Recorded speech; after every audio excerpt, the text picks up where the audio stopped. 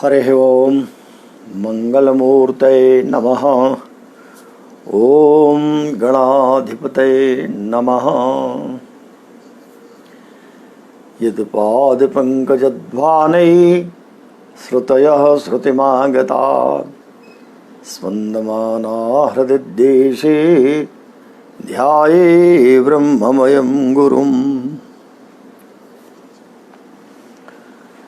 संस्कृतम भारतम आमुख पटल पर आप सभी विद्वज्जनों का, समस्त विद्यार्थी वर्ग का एवं समस्त ज्योतिष जिज्ञासुओं, सुधी श्रोताओं, देवियों, सज्जनों का आज पुनः स्वागत है। हम लोग बृहज्जातकम के राजयोगाध्याय पर चर्चा कर रहे हैं। कल 10 श्लोक 11 श्लोक हो गए थे। आज पुनः प्रसंग को आगे बढ़ाएं। इसके पूर्व के जो कुछ प्रश्न उपस्थित किए गए हैं उस पर चर्चा करना जैसे प्रतिदिन होता है वैसे आज भी पूछे गए या जिज्ञासा किए गए जो प्रश्न है उस पर विचार कर लिया जाए। सर्वप्रथम तो भट्टाचार्य जी का ही प्रश्न रहता है। उन्होंने पूछा है कि मम मनसा जिज्ञासा, ये मन से एक जिज्ञासा है, वो ये है कि राजयोग पदस्य विग्रह कह साधु।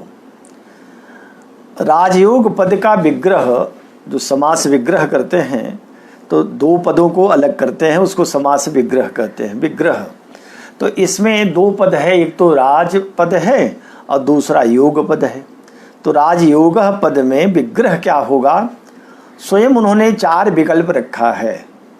पहला विकल्प है राज्ञ योग, ये षष्ठी तत्पुरुष होगा, राजा का योग, राज्ञ योग। और दूसरा उन्होंने कहा राज्ञे योग, राज्ञे चतुर्थी विभक्ति में तो चतुर्थी तत्पुरुष करिए, राजा के लिए योग। और तीसरा कहा कि राज्ञा योग, राज्ञा में तृतीया करेंगे तो राजा से के द्वारा, राजा से या राजा के द्वारा योग, माने राजा के सहयोग से भी योग, ऐसा एक किया जा सकता है। और चौथा उन्होंने कहा कि राजा चासो योग, ये कर्मधारय समास बना लें। राज्ञा योग ये तृतीया, राज्ञ योग चतुर्थी और आज्ञा योग षष्ठी तत्पुरुष। तो इन चारों में से कौन हो सकता है, इसको वो कहते हैं कि मेरी ये जिज्ञासा है, इसको शांत करें। तो स्वयं संस्कृत के पंडित हैं, जानते तो हैं, लेकिन स्वाभाविक है कि ये चारों पद बन सकते हैं अथवा पद और भी बढ़ाए जा सकते हैं। पंचमी में भी तत्पुरुष कर सकते हैं और तत्पुरुष अभी द्वितीया में भी कर सकते हैं। लेकिन अगर हम राजा चासो योग कहें तो हमें ये लगता है ये पद बिल्कुल ठीक नहीं होगा, क्योंकि राजा ही योग है, ये कर्मधारय समास करने पर विशेषण विशेष करना होगा ना। तो राजा चासो योगस्य माने राजा ही योग है, अगर ये अर्थ किया जाए तो यह बहुत ठीक नहीं जचता ही नहीं है। लेकिन राज्ञा योग जो तृतीया तत्पुरुष अगर किया जाए तो ये कुछ सीमा तक हो सकता है, क्योंकि राजा की कृपा से भी कभी कभी योग बन जाता है। क्योंकि जैसे आजकल राष्ट्रपति या गवर्नर के द्वारा ये लोग हस्ताक्षर कर देते हैं, किसी को अधिकृत कर देते हैं, तो वह भी राजा ही माना जाता है, उसका भी राजयोग शुरू हो जाता है। आजकल क्या ये आरंभ से ही राजा लोग पहले नियुक्त करते ही थे, सामंत आदि जो नियुक्त होते थे, मंत्री आदि, ये सब राजयोगी ही तो होते थे। ये राज्ञा योग तृतीया तत्पुरुष बनाया जाए तो राजा के सहयोग से अथवा राजा की कृपा हो गई और राजा की कृपा हो जाने से ये राजा बन गया। तो ऐसा भी अगर करें तो ये भी ठीक है, बल एकदम ठीक नहीं कह रहा हूँ, माने ये भी एक सीमा तक ये विग्रह किया जा सकता है, राज्ञा योग तृतीया तत्पुरुष। और दूसरा जो चतुर्थी में आप बना रहे हैं कि राज्ञ योग, अगर ऐसा करें तो ये तो ऐसे होगा कि राज्ञः माने राजा भवितुम योग्य, ऐसा कर लिया जाए। राजा भवितुम योग्य, ये राजा होने के योग्य है, राजा के लिए ऐसा योग है। तो यह तृतीया की अपेक्षा भी थोड़ा और नज़दीक हो गया, तो इसे भी एक सीमा तक माना जा सकता है कि यह भी ठीक रहेगा, ये पद भी अनुकूल ही है। लेकिन जो आपने षष्ठी तत्पुरुष किया राज्ञः योगः, ये सर्वाधिक उपयुक्त है। हम समझते हैं कि शायद आचार्यों का दृष्टिकोण यही है, राज्ञः योगः, षष्ठी तत्पुरुष माने राजा का योग, जो राजा बनाने वाला योग है, राजा का योग वही राजयोग है। इसी को ध्यान में रख करके ग्रंथकारों ने राजयोग शब्द कहा है। तो सर्वाधिक उपयुक्त जो विग्रह होगा राजयोग का, वो राज्ञः योगः षष्ठी तत्पुरुष सर्वोत्तम है। उसके ही कुछ निकट है राज्ञे योगः, और उससे भी निकट है राज्ञा योगः तृतीया। लेकिन राजा चासो योगः ये हमें ठीक नहीं जचता। यदि आप कहीं से इसको सिद्ध करते हैं तो आप फिर इसका निर्णय करें कि कैसे कह सकते हैं कि राजा चासो योगस्य माने राजा ही योग है, ये अगर करें तो कैसे घटित होगा, इस पर आप विचार करें। लेकिन मुझे लगता है कि राज्ञ योग ही सर्वोत्तम है। अस्तु, आपने एक दूसरा भी प्रश्न कर लिया कि मम पुस्तके पुंगलपति ही, मेरे किताब में पुंगलपति लिखा हुआ, पुंगवपति ये संभवतः जो छठा श्लोक चल रहा था उसमें आया है। तो पुंगल, और आपने स्वयं कहा कि पुंगवः पुंगलः किम समार्थकः, क्या ये समानार्थक हैं पुंगल और पुंगव? क्योंकि हम जिस पुस्तक से पढ़ रहे हैं या हमारे पास उपलब्ध जो 2-3 पुस्तकें हैं उसमें पुंगवपति ही है। तो पुंगवः और पुंगलः आप कहते हैं क्या समानार्थक हो सकता है? क्योंकि पुंगलः जो है आत्मा के अर्थ में आता है, हाँ आता ही है, और इसमें तब पुंग लाति ऐसा अर्थ नहीं होगा। पुंग ग और फिर ल के अर्थ में क प्रत्यय करके बनाते हैं आत्मा के अर्थ में। लेकिन पुंगवः फिर वृषः बैल के अर्थ में होता है, बैल या सांड को भी पुंगव कहते हैं। पुम यहाँ गौ गाय के लिए, गो और पुरुष गो, तो माने वो बैल या सांड। तो यहाँ मैं समझता हूँ पुंग जो पुंगव है वो पुंगल में पुंगल गल, पुंग पुरुष के लिए कहें और गल ये समूह है। तो पुंगलः समूह माने पुरुषों का जो समूह है, उस समूह का जो नाथ है उसको पुंगलपति कहा, पुंगवपति कहा है। लेकिन पुंगलपति कह देंगे। पुंगल शब्द भी बन सकता है, अगर किसी पुस्तक में पुंगल लिखा है तो वह भी शुद्ध ही है, अशुद्ध नहीं होगा, क्योंकि वहाँ भी पुंगल का अर्थ मनुष्यों का स्वामी यह अर्थ भी हो जाएगा। जैसे आत्मा अर्थ होता है वैसे मनुष्यों का स्वामी भी ये अर्थ किया गया। तो इसलिए पुंगल और पुंगव यहाँ राजा के अर्थ में अगर प्रयुक्त हैं तो दोनों प्रयोग ठीक हैं। लेकिन पुंगल का अर्थ केवल आत्मा अगर है तब वो समानार्थक नहीं हो सकता, क्योंकि आत्मा का अर्थ तो फिर भिन्न होने लगेगा। अस्तु, आपने फिर और तीसरा कोई प्रश्न नहीं है इसमें, एक प्रश्न किया है अर्चना शुक्ला ने। तो अर्चना शुक्ला जी प्रश्न पूछ रही हैं कि एक जो शायद 5वें श्लोक में जो आया है, वृष लग्न में चंद्रमा हो, कह रहे सूर्य चतुर्थ में सिंह का हो, वृश्चिक में गुरु व शनि अस्त हो। लगता है अस्त शब्द से आपको भ्रम हो गया है। अस्त हम बार बार जब चर्चा करते हैं अस्त शब्द आता है तो ध्यान दिला देते हैं। अस्त शब्द 2 अर्थों में प्रयुक्त हो रहा है ज्योतिष शास्त्र में। एक तो जैसे सूर्य अस्त होता है वैसे अन्य ग्रह सूर्य के सानिध्य में आने पर अस्त होते हैं। तो जो अन्य ग्रह चंद्रादि ग्रह हैं, ये समस्त ग्रह जब सूर्य के समीप आते हैं तो सूर्य के अंश के समीप जब होते हैं, सबके कालांश कह दिए गए हैं। ये पहले प्रसंग आ चुका था, मैंने बताया है, फिर से ध्यान दिला रहा हूँ। कहा दस्येन्द्रवः शैल भुवश्च शक्रा रुद्राक्ष चंद्रास्तिथय क्रमेण। ये है ग्रहों का अस्त होना। माने जब चंद्रमा सूर्य से 12 अंश के अंतर में रहता है, 12 अंश तक, तब तक अस्त रहता है। दस्येन्द्रवः और शैल भुवः माने 17 अंश तक मंगल, शक्रा इंद्र 14 को कहते हैं। तो जो मंगल के बाद बुध है ये 14 अंश तक, रुद्र 11, ये बृहस्पति 11 अंश तक, और ख चंद्रमा माने 10 अंश तक शुक्र रहता है। लेकिन यही शुक्र जब बकरी आदि रहता है तब वो 7 अंश में भी अस्त रहता है, उसके बाद उदित हो जाता है। और तिथया माने 15 अंश तक शनि अस्त रहता है। तो ये अस्त अलग है। और यहाँ जो अस्त की चर्चा आई या और अन्यत्र आ रही है बीच बीच में, ये सूर्य जब उदित होता है तो उस उदय को लग्न भी कहते हैं, उदय स्थान भी कहते हैं। और सूर्य जब सप्तम में जाता है तो अस्त होता है, तो सप्तम स्थान को अस्त कह देते हैं। एक अस्त ग्रहों से अस्त होना और दूसरा अस्त होना, ये सप्तम भाव को अस्त स्थान कहा जाता है। यही सूर्य जब दशम में होता है तो उसको कहते हैं आकाश स्थान, और यही जब चतुर्थ में जाता है तो पाताल कहते हैं। ये चारों केंद्रों को इस ढंग से जानते हैं। यहाँ जो अस्त शब्द आया है वह सप्तम भाव के लिए आया है। और अगर सूर्य वृश्चिक का चौथे होगा तो वृश्चिक में कभी गुरु शनि अस्त हो नहीं सकते।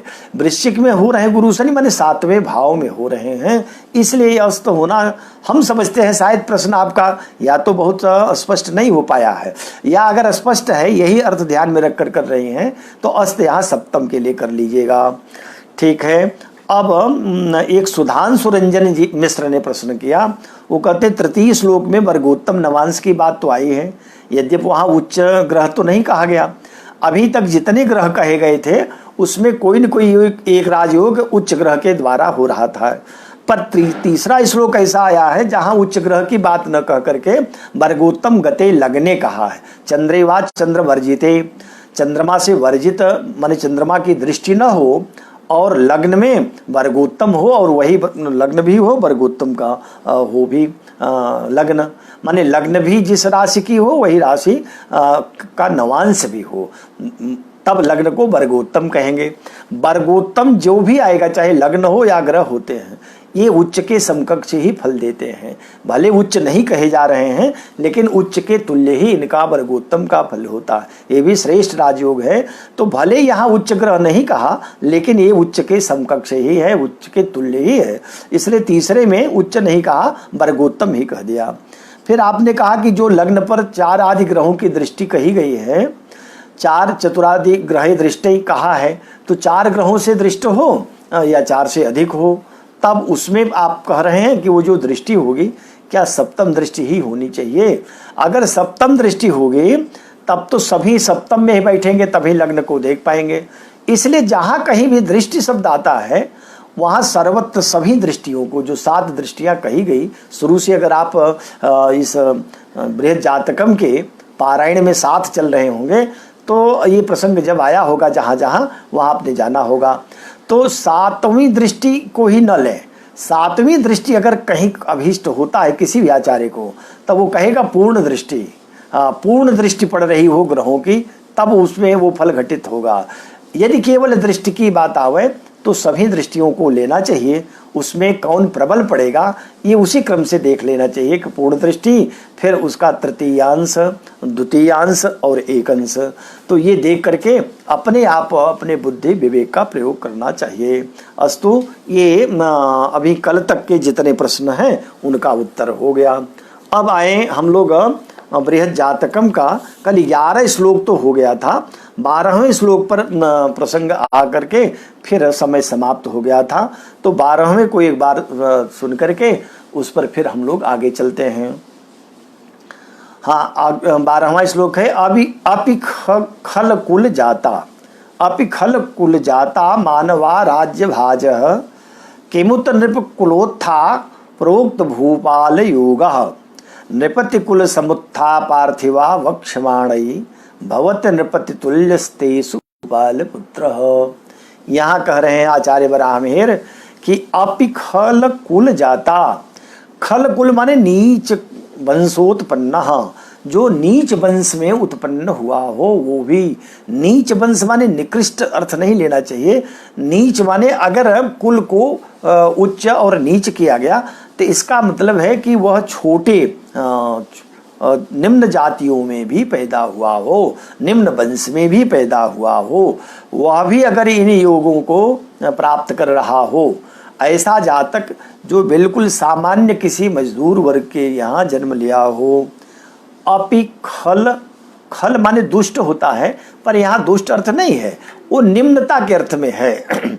तो निम्न कुल में उत्पन्न व्यक्ति भी, जातक भी, मानवा राज्य भाज, वह भी राज्य का अधिकारी होगा, माने राजयोग उसका भी पूर्णतया लागू हो जाएगा।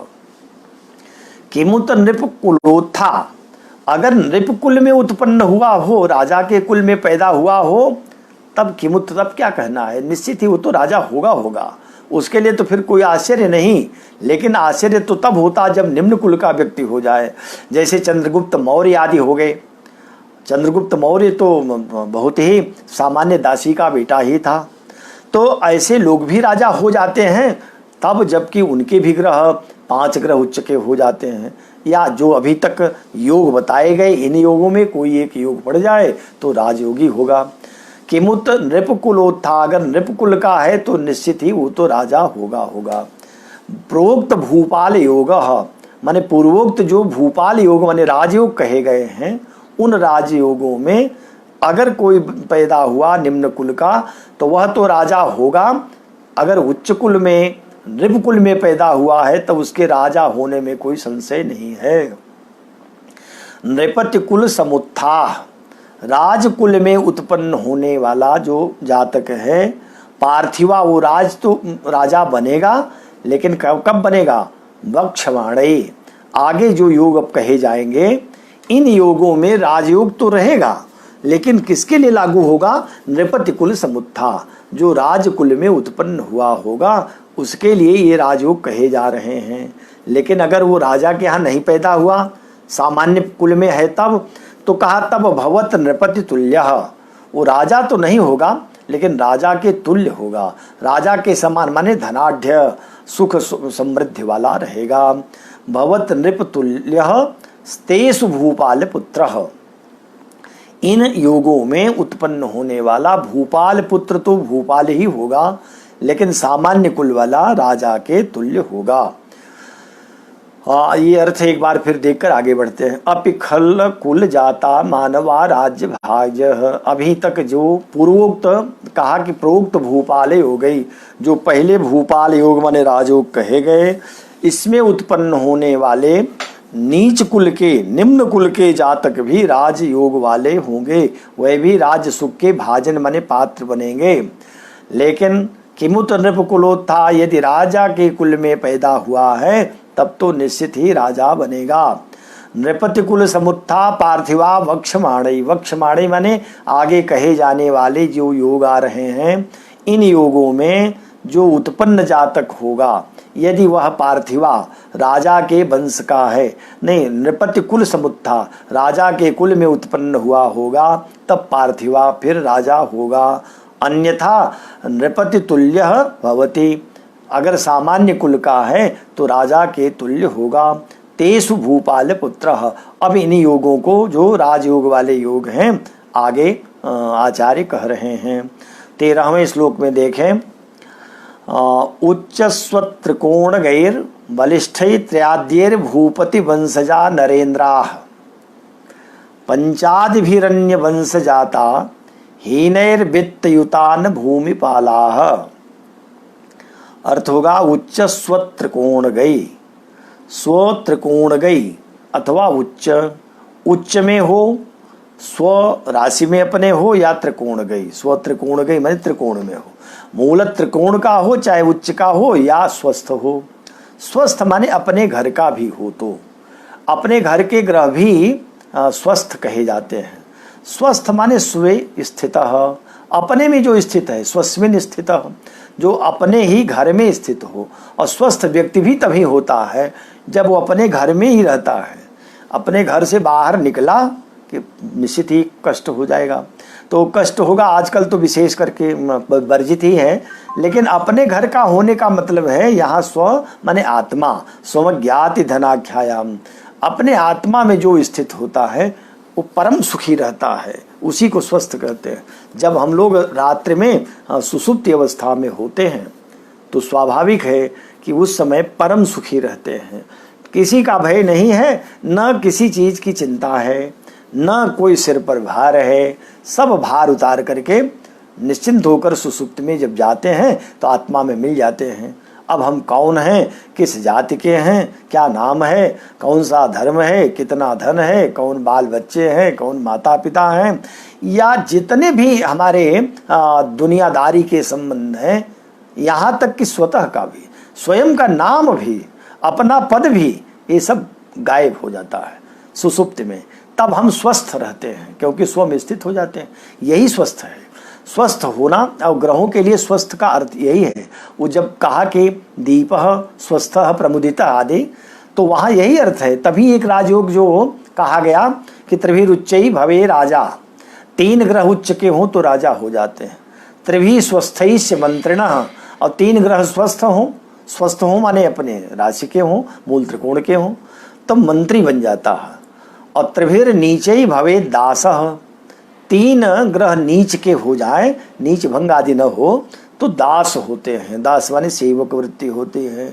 और त्रिभिर अस्तंगतैर जडः, 3 ग्रह अस्त हो जाएं तो जड़ भी होता। जड़ माने जड़ आत्मा, मूर्ख होता है। जड़ और मूर्ख में थोड़ा अंतर होता। मूर्ख तो समझ भी लेता है या मान लेता है समझाया जाए, लेकिन जड़ कुछ नहीं समझता। उसके लिए तो ब्रह्मा भी अगर आकर समझावें तब भी वो नहीं समझता। अच्छा, तो ये जो अभी चर्चा कर रहा हूँ, ये स्वस्थ स्व अगर कह दिया तो स्व त्रिकोण ही है। इससे कुछ टीकाकारों ने अपने त्रिकोण, मूल त्रिकोण का अर्थ किया। लेकिन यहाँ स्व को भी लीजिए, अपनी राशि का या अपने मूल त्रिकोण का, दोनों लीजिए, और उच्च को तो लेना ही है। तो उच्च स्व त्रिकोण गई, उच्च में अपनी राशि में या मूल त्रिकोण में गए हुए ग्रह बलिष्ठई, बलवान हो, बलवान ग्रह हो। तो अब इस स्थानों में है तो बलवान तो हैं ही, बलवान अन्य दृष्टियों से भी देख लीजिए। तब ऐसी स्थिति में त्रयाद्यई भूपति वंशजा नरेंद्रा, अगर 3 ग्रह अपने घर के हो जाएं, उच्च के हो जाएं, मूल त्रिकोण के हो जाएं या स्वग्रही हो जाएं, तो वो 3 ग्रह, इसी को मैं कह रहा था, त्रिभिरुच्चै भवे राजा त्रिभि स्वस्थैश्च मंत्रिणः। तो यहाँ करें उच्च स्व त्रिकोण गैर बलिष्ठै त्रयाद्यई, 3 आदि ग्रह। तो 3 आदि माने 4 भी हैं तो अच्छी बात है, लेकिन 3 तो हो ही, तब राजयोग करते हैं। लेकिन इसमें कौन राजा बनेगा? भूपतिर वंशजा नरेंद्रा, जो भूपति के वंश में उत्पन्न हुआ होगा, राजा के कुल खानदान में पैदा होने वाला राजा होगा। अगर राजा के कुल में नहीं पैदा हुआ तब राजा नहीं होगा। तब उसके लिए कहा पंचादिभिरन्य वंश जाता। अगर उसको राजा बनना है तब पंचादिभि, 5 आदि माने कम से कम 5 ग्रह उच्च के हों, 5 ग्रह अपने राशि के हों, या 5 ग्रह मूल त्रिकोण के हों। तो 5 ग्रह उच्च तो पहले कहाए हैं, वो तो राजा ही होता। हाँ, वो जो वैसे योग होंगे तब तो राजा होगा। और पंचादि भी 5 आदि उच्च स्व त्रिकोण गई बलिष्ठ ही रहे तब, तो कहा तब ऐसी स्थिति में यहाँ राजा के वंश का है तो राजा, अन्य वंश का है तब क्या होगा? हीन ही, राजा से थोड़ा हीन रहेगा, थोड़ी न्यूनता रहेगी, माने राजा पूरा उसको न कहिए।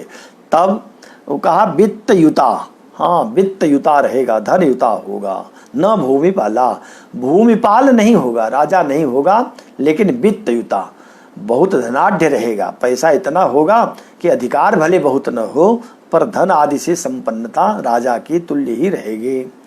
पूरे का एक बार फिर से अर्थ कर लिया जाए। उच्च स्व त्रिकोण गैर बलिष्ठ त्रयाद्यई भूपति वंशजा नरेंद्रा। उच्च स्व राशि त्रिकोण, मूल त्रिकोण में गए हुए ग्रह बलिष्ठ हों, बलवान हों, तो त्रयाद्रय 3 या 3 से अधिक हो जाएं। 3 से अधिक 4 बस, क्योंकि 5 कहने पर तब तो वह आगे बनाए रहे, तब तो वो दोनों में हो जाएगा। तो त्रयाद्रय माने 3 ग्रह हों। ऐसा व्यक्ति भूपति वंशजा, राजा के वंश में, राजा के कुल में उत्पन्न हुआ हो, तब वह नरेंद्रा राजा होगा, वह जातक राजा हो जाएगा। पंचादि भी अगर 5 आदि ग्रह हो गए तो अन्य वंश जाता, किसी भी वंश में उत्पन्न हुआ हो, वो हीन ही, राजा से हीन रहेगा, लेकिन वित्तयुता, बहुत धनाढ़ रहेगा, न भूमिपाला, राजा नहीं होगा। ये हो गया 13वां। आइए 14वें श्लोक पर। करें लेखास्थेर के जेंदऊ लग्ने भौमे सोचे कुंभे मदे चाप प्राप्ते जीवे राज्ञः पुत्रम विन्द्यात पृथ्वीनाथम। लेखास्थे अर्के जेंदऊ, अर्के माने सूर्य, जेंदऊ अजय, अजय माने मेष का हो, इंदऊ इंदु के सहित चंद्रमा के सहित, और लग्ने लग्न में हो, लग्न हो अज मेष और इंदऊ माने चंद्रमा अर्क सूर्य, ये लग्न में मेष के होकर बैठे। अब यहाँ एक लेखास्थे शब्द आ गया है। लेखास्थे को एक टीकाकार ने तो कह दिया कि ले आस्थे होना चाहिए था। ले माने सिंह राशि होती है, वही ले को अंग्रेजी वाले लियो बना दिए हैं, लियो कहते हैं, लियो माने सिंह राशि। ये ले ग्रीक शब्द है, पहले से चर्चा कर रहा हूँ। तो ले आस्थे टीकाकार ने कहा कि यहाँ ले आस्थे होना ठीक था, और लेयस्थे कहते तो इसका अर्थ है कि सिंह राशि में स्थित सूर्य चंद्रमा। दूसरे टीकाकार यहाँ थोड़ा सा देखें तो मुझे लगता है, यद्यपि मैं इनको आचार्य भट्टोत्पल को सर्वश्रेष्ठ टीकाकार कहता हूँ, ये अच्छे ज्योतिषी थे, ज्योतिर्विद थे, स्वयं भी रचना किया, लेकिन टीका में ब्राह्मीर के ग्रंथों को टीका करने में पूरा अपना जीवन अर्पित किया, बहुत श्रम किया है। तो इनकी टीका यद्यपि बहुत अच्छी है, लेकिन मनुष्य ही तो वो भी हैं, कहीं सबसे भ्रम हो सकता है। यहाँ कुछ थोड़े शिथिल दिखाई पड़ रहे हैं अर्थ करने में। उन्होंने लिख दिया कि लेखास्थे अत्र लेखा शब्देन उदय उच्यते। यहाँ लेखा शब्द से उदय माने लग्न समझे। अब जब टीका किया ले उदय का लग्न, तो लेखास्थे माने लग्न में स्थित हो, कौन? अजय माने मेष लग्न हो, वहाँ स्थित कौन हो? अर्के जेंदऊ, अर्के इंदऊ माने सूर्य और इंदु चंद्रमा, फिर लगने वही लग्न हो। तब जब लगने कह ही रहे हैं तो लेखास्थे को लग्नस्थे फिर क्यों कहते? वहाँ उदय का अर्थ कैसे किया? लगता है कि उन्होंने अपने ढंग से सोचा तो जरूर, ठीक अर्थ करने का यत्न किया है, लेकिन वो बात संभवतः पकड़ में नहीं आ पाई है।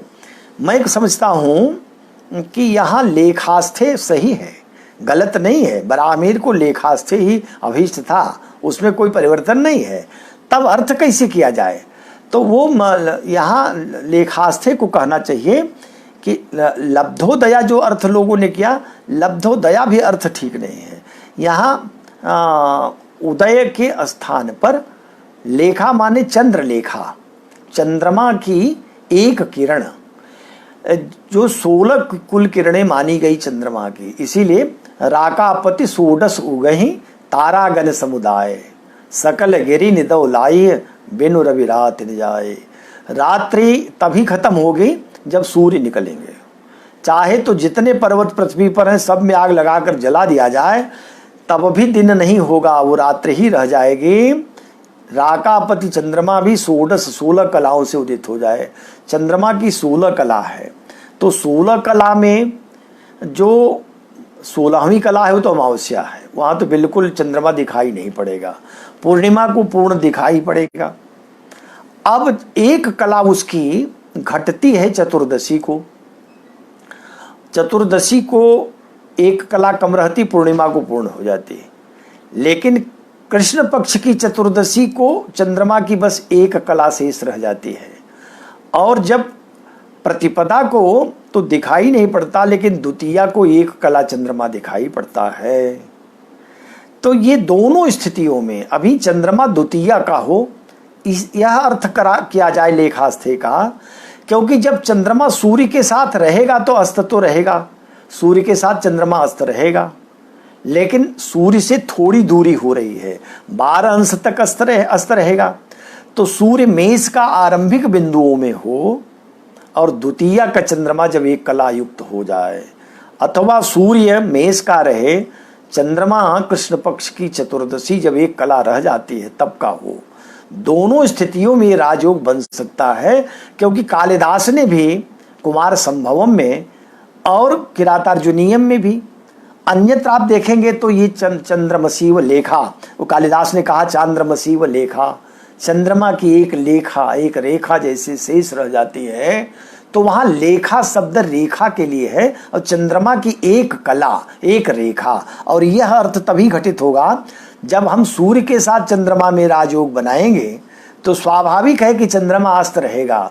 चंद्रमा क्षीणेन्द्वर्क मही सुतार्क तनय, ये तो पापग्रही होगा, सूर्य स्वयं पाप है। चंद्रमा क्षीण होने पर मनोबल क्षीण रहेगा। तो ऐसी स्थिति में अगर लेखा का अर्थ हम लग्न करें, तो एक ही आचार्य एक ही वाक्य में 2 बार लग्न का प्रयोग भी क्यों करेगा? क्योंकि द्विरुक्ति होगी। द्विरुक्ति माने एक प्रकार से अपने ही बात में उसी को पुनरावृत्ति कर रहे हैं, 2 बार कह रहे हैं, तो वो कहना ठीक नहीं होगा। इसलिए यहाँ लेखास्थे माने चंद्रमा के लिए प्रयोग है। चंद्रमा की एक रेखा, एक कला जब रहे, ऐसी स्थिति में सूर्य के साथ रहे।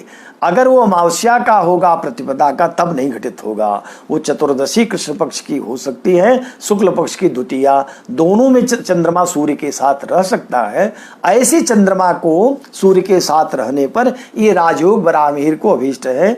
इसलिए अगर यहाँ थोड़ा टीकाकार भट्टोत्पल से भी कुछ शिथिलता हो गई होगी तो ये संभव है, कोई बात नहीं। लेकिन मैं अपनी बात कह रहा हूँ, हो सकता है बहुत विद्वान आप जैसे लोग हमसे सहमत भी न हो, तो इस पर विचार करके देखेंगे। मैं समझता हूँ शायद ये अर्थ बराहमिहिर के आत्मा के करीब है, उनके विचारों के करीब है ये अर्थ, जैसा मैं समझकर कह रहा हूँ।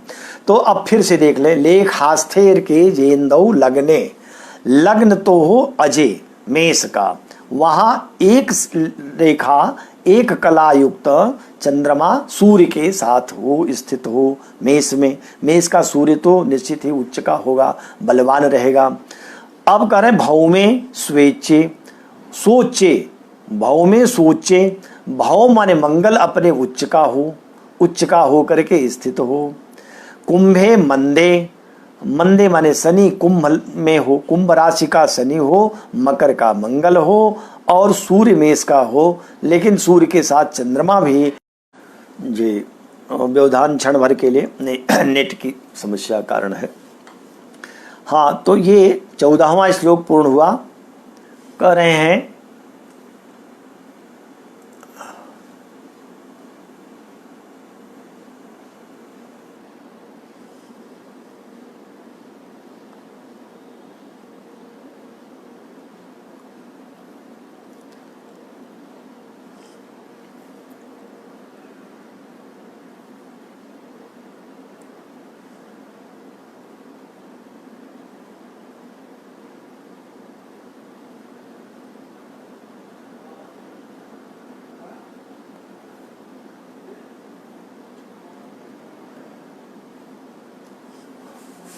जी हाँ, ये 14वां श्लोक पूर्ण हो गया।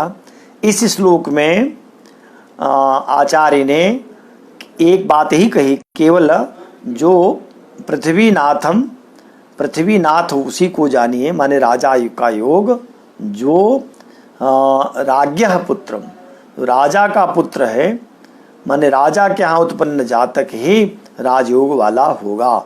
शेष स्थानों में माने निम्न कुल में पैदा व्यक्ति राजा तो नहीं होगा, लेकिन वह भी धनाढ़ आदि होगा।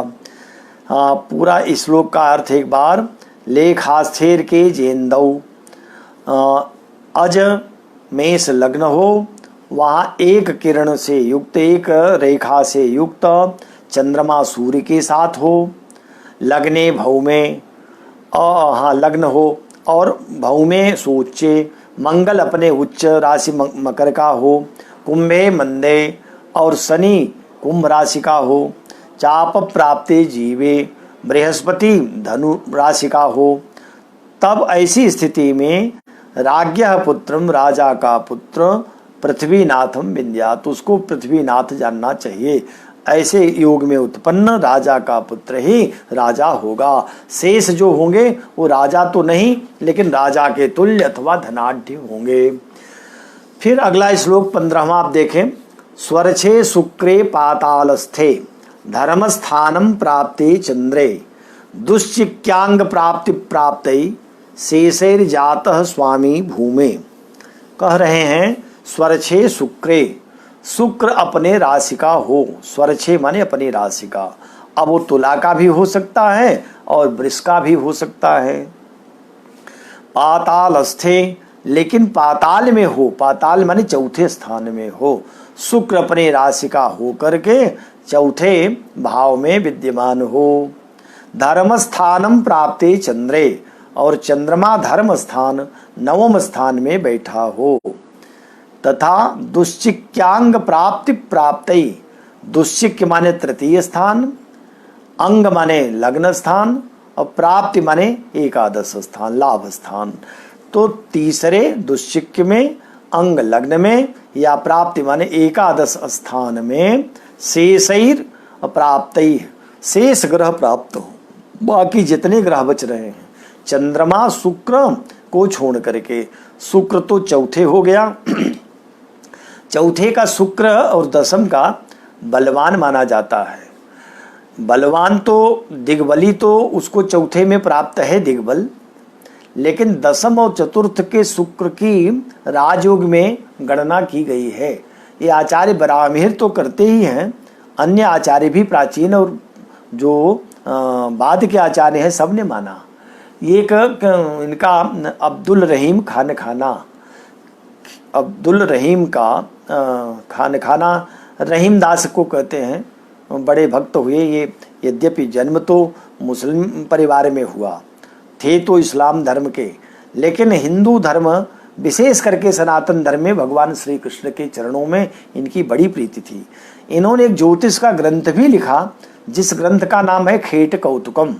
इन्होंने तो हिंदी में बहुत कार्य किया, लेकिन बीच बीच में संस्कृत में भी कुछ श्लोक लिख जाते हैं, और एक तो वो अरबी और कुछ फारसी मिला करके संस्कृत के शब्दों को भाषा समक का बहुत प्रयोग किया है। इसको भाषा समक कहते हैं। कई भाषाएं जब मिल जाएं तो इसको भाषा समक की संज्ञा दी गई। तो ऐसा इन्होंने एक नहीं ऐसे कई श्लोकों को लिखा। द्रष्टुम तत्र विचिन्नताम मतिमताम, मैं था गया बाग में, द्रष्टुम तत्र विचिन्नताम सुमनसाम, मैं था गया बाग में। तो ये जो रचना है ये संस्कृत भी है, हिंदी भी है। इसी में कहें हैदर गुजारे सुकर, तो ये कुछ अरबी भी मिलाएंगे, कुछ फारसी मिला देते हैं, ऐसे ही रचना करते हैं। तो खेट कौतुकम की जो रचना किया वो संस्कृत और फारसी से मिश्रित वो रचना है। उसमें उन्होंने कहा कि यदा मुस्तरी कर्कटे वा कमाने, मुस्तरी माने बृहस्पति, कर्क का हो या कमान माने धनु का हो। बृहस्पति विशेष करके लग्न में अगर धनु का आ जाए या कर्क का आ जाए तो ये भी एक प्रकार का राजयोग है। उन्होंने लिया, आचार्यों से ही लिया है। यदा मुस्तरी कर्कटे वा कमाने, यदा चश्म खौरा जमी वासमाने, चश्म खौरा माने शुक्र और जमी माने चौथे स्थान में, जो ये वर्णन चल रहा है इसी पर ध्यान आ गया, बता रहा हूँ। यदा चश्म खौरा जमी माने चौथे स्थान में, वा आसमाने, आसमान माने दसम स्थान में, इनमें कहीं बैठ जाए तो लिखते हैं तदा ज्योतिषी क्या पढ़ेगा लिखेगा, हुआ बालका बादशाही करेगा। इसमें ज्योतिषी क्या पढ़ेगा लिखेगा, वो क्या बताएगा कि कैसी कुंडली है, क्या होगा। बस जान लीजिए कि हुआ बालका, जो बालक इसमें पैदा हुआ वो बादशाही करेगा, माने राजयोग वाला होगा।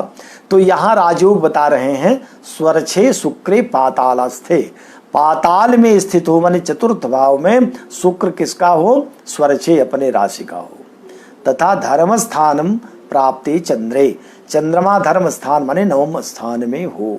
दुश्चिक्यांग प्राप्ति प्राप्ति शेषई, शेष ग्रह दुश्चिक्य माने तीसरे, अथवा अंग लग्न में, अथवा आय में, अथवा हो या तीनों में हो सकते हैं या किसी एक में हो सकते हैं, अथवा किसी दो में हो सकते हैं। तो इनमें शेष ग्रह आ जाएं, तब जातः स्वामी भूमे, जो उत्पन्न हुआ है वो पृथ्वी का स्वामी होगा। राजा के यहाँ पैदा होने वाला राजा होगा, शेष लोगों के यहाँ पैदा होने वाला जातक वह धनाढ्य होगा। ये अर्थ समझें। फिर कह रहे हैं अच्छा एक बार इसको फिर से देखकर 16वें में आते हैं। स्वरछे शुक्रे पातालस्थे, शुक्र अपने घर का होकर चतुर्थ राशि में हो, चतुर्थ भाव में हो, और धर्म स्थान नवम स्थान में चंद्रमा हो। तथा शेष ग्रह तीसरे लग्न में अथवा लाभ स्थान में हो तब इस योग में उत्पन्न जातक क्या होगा, वह भूमि का स्वामी होगा। 16वें को देखें, सौम्ये वीर युते तनुयुक्ते वीर्याढ़े च शुभे शुभ याते धर्मार्थोपचये स्वथ शेषैर धर्मात्मा नृपजः पृथ्वी सह। सौम्य माने सौम्य ग्रह बुध को कहते हैं। बुध ग्रह वीर युत हो, वीर युत माने बलवान हो, तनुयुक्ते लग्न स्थान में आ जाए, लग्न स्थान में बलवान हो करके बुध बैठा हो, और वीर्याढ़े च शुभे शुभ याते, शुभ ग्रह वीर्याढ़े माने बलवान होकर कहाँ हो, शुभ राशियों में हो। ये जो शुभ याते कह रहे हैं इसको किसी एक टीकाकार ने कहा कि सुख याते कहना चाहिए था, सुख माने चतुर्थ भाव में आ जाए, लेकिन यहाँ तो जो पाठ है वो शुभ याते ही है, इसलिए शुभ राशियों में बैठ जाएं। शुभ राशियाँ हर जो दूसरी राशि है, जो स्त्री राशियां हैं, ये सबको सौम्य राशि तो कहते ही हैं। क्रूरः सौम्यः पुरुष बनिते ते चरागत द्विदेहा, ये तो हम लोगों ने राशि शिलाध्याय में पढ़ा ही था। तो कह रहे हैं कि शुभ ग्रह शुभे वीर्याढ़े शुभे शुभ याते, बलवान शुभ ग्रह शुभ राशियों में हो या शुभ भाव में हो, और सौम्य बुध बलवान होकर के यह लग्न में बैठ जाए। तो धर्मार्थोपचये स्वथ शेषई, शेषई माने शेष ग्रह, पापक ग्रह होंगे। कहाँ बैठे, धर्मार्थ, धर्म माने नवम, अर्थ माने द्वितीय, और उपचय, उपचय माने 3, 6, 10, 11। तो 3, 6, 10, 11 में अथवा धर्म नवम में अथवा अर्थ द्वितीय में शेष ग्रह आ जाएं, और शुभ ग्रह बलवान होकर शुभ स्थान में रहें।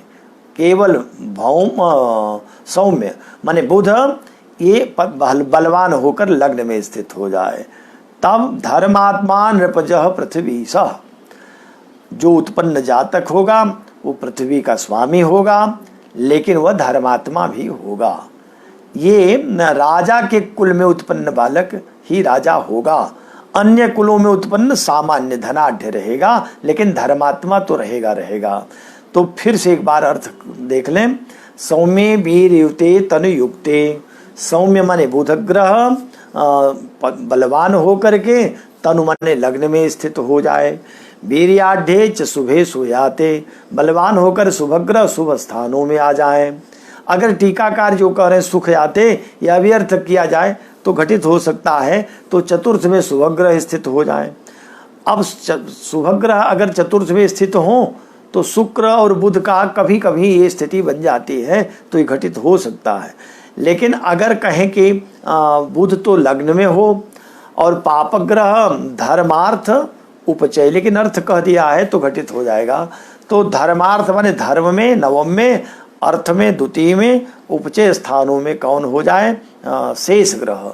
तब ऐसे योग में उत्पन्न जो राजा का संतान है, पुत्र है, वह धर्मात्मा पृथ्वी से होगा। नृपज माने नृप से उत्पन्न, नृपात जायते नृपज, जो राजा से उत्पन्न बालक है वह तो पृथ्वी से होगा, और जो अन्य कुलों में उत्पन्न है वो राजा नहीं होगा बल्कि राजा के तुल्य होगा।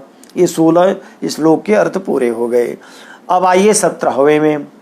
17वां है, वृषोदये मूर्ति धनारि लाभ गई शशांक जीवार्क सुता परैर नृपः सुखे गुरौखे शशि तीक्ष्ण दीधितो यमोदये लाभक तैर नृपोपरः। वृषोदये वृष लग्न हो और मूर्ति धनारि लाभ गई, वृष लग्न हो और उसमें मूर्ति माने लग्न में, धन माने धन में, अरि माने शत्रु छठे स्थान में, तथा लाभ गई लाभ स्थानों में।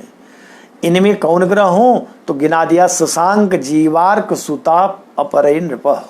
शशांक जीवार्क सुता, अर्क सुता। तो शशांक माने जो चंद्रमा है वो रहे लग्न में मूर्ति में, और जीव कहाँ हो जाए तो कहा कि मूर्ति धना, धन स्थान में बृहस्पति आ जाए। और फिर कहा कि अरि स्थान में कौन आ जाए, अर्कसुत, अर्कसुत माने शनि आ जाए।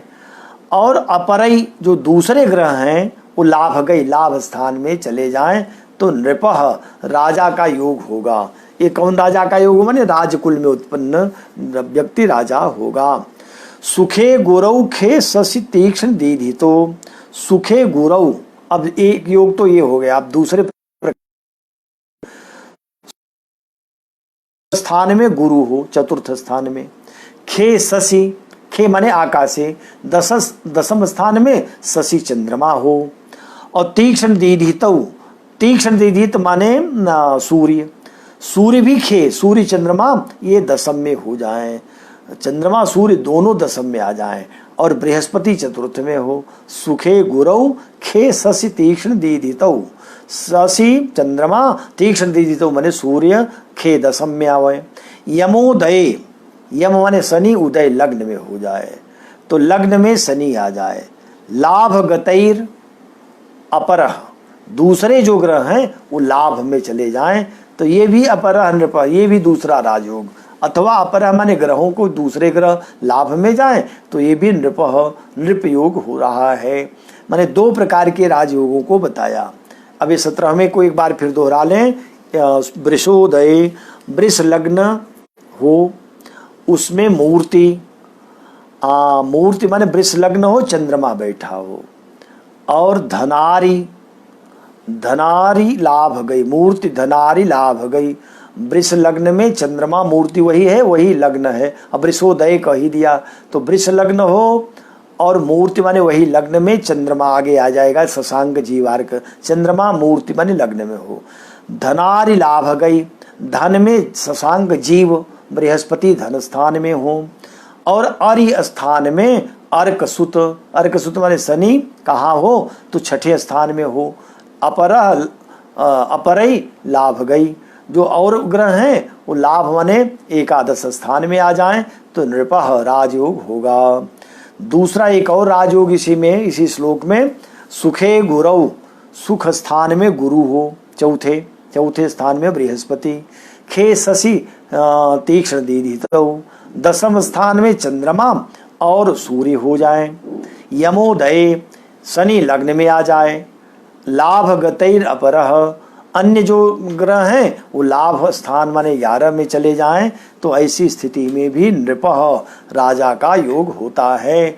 माने राजघर में उत्पन्न बालक राजा, शेष लोगों के यहाँ उत्पन्न बालक राजा के तुल्य अथवा धनाढ्य होगा। ये 17 श्लोक पूर्ण हो गए। आइए 18वें श्लोक में। मेषु ऋणाय तनुगा शशिमंद जीवा, 11 धने सित रवि हिबुके नरेन्द्र, वक्रासितौ शशि सुरेज सितार्क सौम्या, होरा सुखास्त शुभखाप्ति गता प्रजेश। कह रहे मेषु ऋणाय तनुगाः, मेषु ऋण माने दसम स्थान, मेषु ऋण एक आकाश को दसम को कहा तो दसम स्थान में मेषु ऋण आय माने लाभ स्थान, तनुगा माने लग्न स्थान, 3।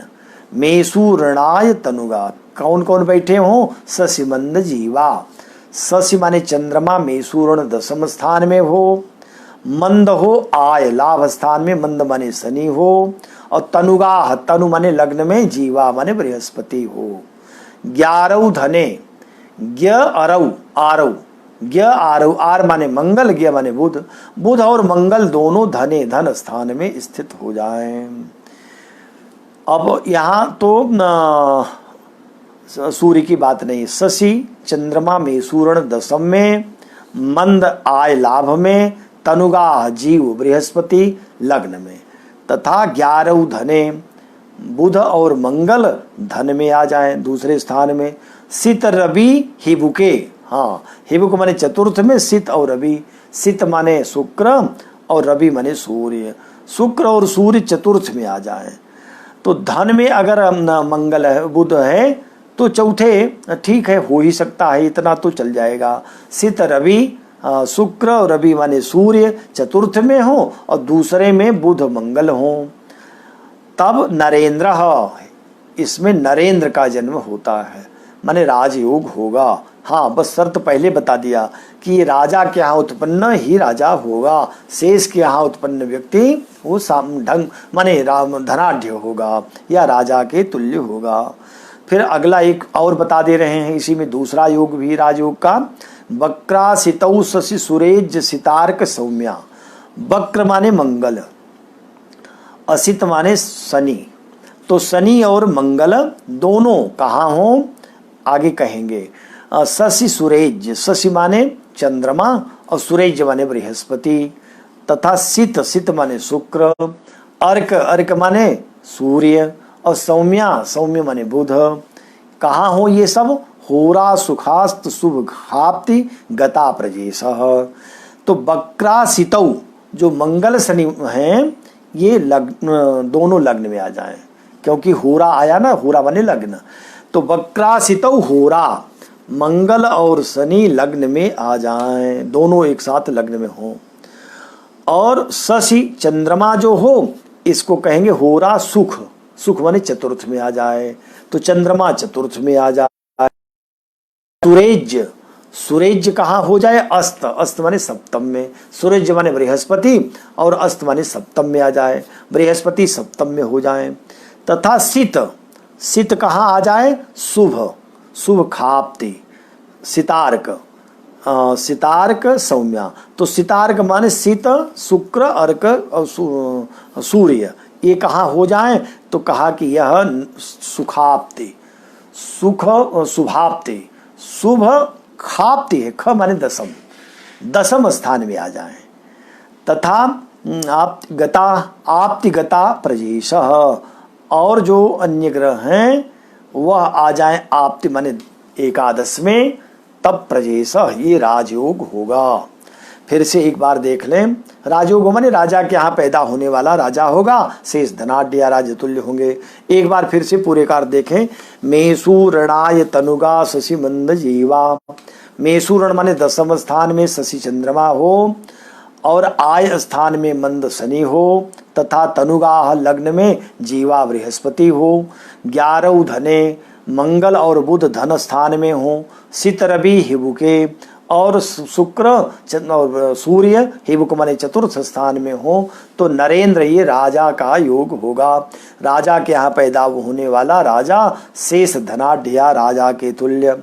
दूसरा राजयोग फिर बता रहे हैं। वक्रासितौ शशि सुरेज सितार्क सौम्या होरा सुखास्त शुभ खाप्ति गता प्रजेश।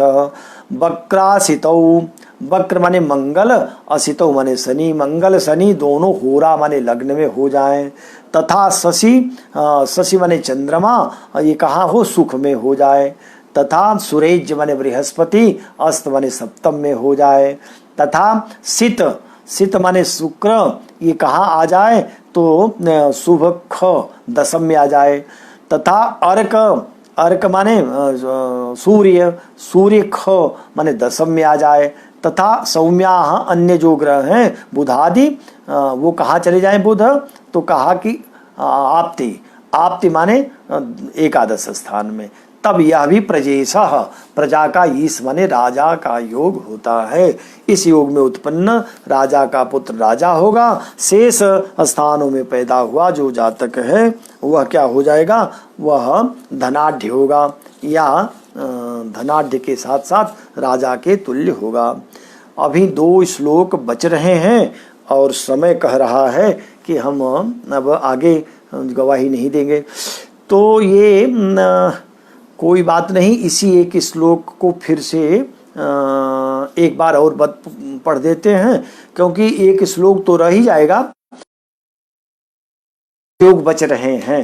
जैसा कि कल कहा था आचार्य सहस्राम त्रिपाठी जी ने कि शेष जो कारकांश आदि होते ही समझ में कम आते हैं, तो कारकांश को भी समझ करके और पाराशर आदि जो अन्य आचार्यों के द्वारा राजयोग होते हैं हो जाए, तो कल देखेंगे। अगर थोड़ा समय लगेगा तो उस पर भी चर्चा करेंगे। आप लोगों को भी कहीं संशय हो तो उसको भी लिख दीजिएगा। और बाकी कल ये 2 श्लोक पूरा करेंगे। 2 श्लोक पूरा करने के बाद फिर हम लोग नाभस योग में प्रवेश कर चलेंगे। तो नाभस योग ये 12वां अध्याय होगा। और अब हम लोग धीरे धीरे आधे की ओर आ रहे हैं, जहाँ अर्धांश पूरा होगा। तो ये भी जितना बनता जाए होता जाए वो सब हरि कृपा से होता है, ईश्वर की कृपा से। आप सभी लोग अपना पूरा समय देते हैं और ग्रंथ के इस पाठ में अमूल्य सहयोग आप लोगों का है, अमूल्य समय देते हैं, कोई कम बात नहीं है। क्योंकि जिसको इसमें रुचि है वही तो अपना समय देगा, जिनको रुचि नहीं उनको क्या लेना देना है। जिसकी जिसमें रुचि होती है, यस्यास्ति यो वेत्ति, जो जिसको जानता है। यस्यास्ति का अर्थ है यहाँ वो कह रहे हैं जो जिसके महत्व को समझता है, यो वेत्ति यस्य गुण प्रकर्षम, और स वह उसी की उसकी स्तुति करता है अथवा निंदा करेगा। नहीं जानता, उसके काम का नहीं है तो निंदा करता है, लेकिन जिसकी रुचि है उसके लिए तो बड़ी चीज होती है। आप सब लोग पूरा समय देते हैं, सबके प्रति शुभ मंगल कामना, और परमात्मा सबको प्रसन्न रखे। अब हम लोग आज अपनी बात 18 श्लोक तक ही समाप्त कर रहे हैं। कल 19-20 श्लोक की चर्चा करके पुनः शेष कुछ राजयोगों को जो ग्रंथांतर से प्राप्त होते हैं उन पर चर्चा करता हुआ नाभस योग पर, नाभस योग माने 12वें अध्याय में प्रवेश करेंगे। आज इतना ही। जयतु संस्कृतम, जयतु भारतम, जयतु ज्योतिषम। सर्वे भवन्तु सुखिनः, सर्वे सन्तु निरामयाः, सर्वे भद्राणि पश्यन्तु, मा कश्चित् दुःखभाग् भवेत्। धन्यवाद।